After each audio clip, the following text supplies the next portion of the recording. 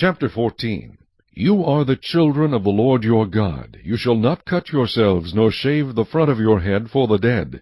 For you are a holy people to the Lord your God, and the Lord has chosen you to be a people for himself, a special treasure above all the peoples who are on the face of the earth. You shall not eat any detestable thing. These are the animals which you may eat, the ox, the sheep, the goat, the deer, the gazelle, the roe deer, the wild goat, the mountain goat, the antelope, and the mountain sheep. And you may eat every animal with cloven hooves, having the hoof split into 2 parts, and that chews the cud among the animals. Nevertheless, of those that chew the cud or have cloven hooves you shall not eat, such as these, the camel, the hare, and the rock hyrax. For they chew the cud, but do not have cloven hooves. They are unclean for you.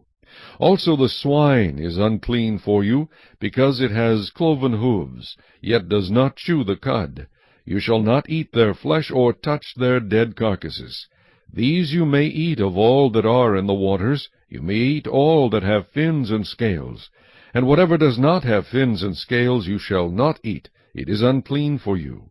All clean birds you may eat, but these you shall not eat: the eagle, the vulture, the buzzard, the red kite, the falcon, and the kite after their kinds, every raven after its kind, the ostrich, the short-eared owl, the seagull, and the hawk after their kinds, the little owl, the screech owl, the white owl, the jackdaw, the carrion vulture, the fisher owl, the stork, the heron after its kind, and the hoopoe, and the bat. Also every creeping thing that flies is unclean for you. They shall not be eaten.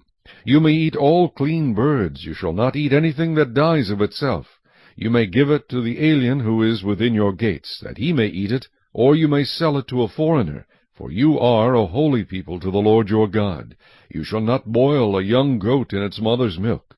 You shall truly tithe all the increase of your grain that the field produces year by year.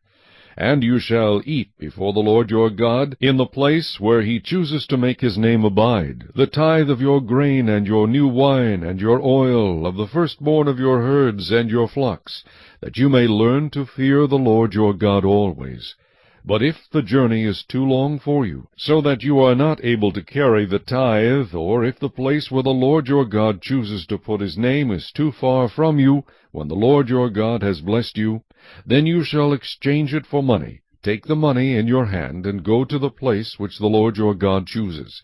And you shall spend that money for whatever your heart desires, for oxen or sheep, for wine or similar drink. For whatever your heart desires you shall eat there before the Lord your God, and you shall rejoice, you and your household. You shall not forsake the Levite who is within your gates, for he has no part nor inheritance with you. At the end of every 3rd year you shall bring out the tithe of your produce of that year, and store it up within your gates. And the Levite, because he has no portion nor inheritance with you, and the stranger, and the fatherless, and the widow who are within your gates, may come and eat and be satisfied, that the Lord your God may bless you in all the work of your hand which you do.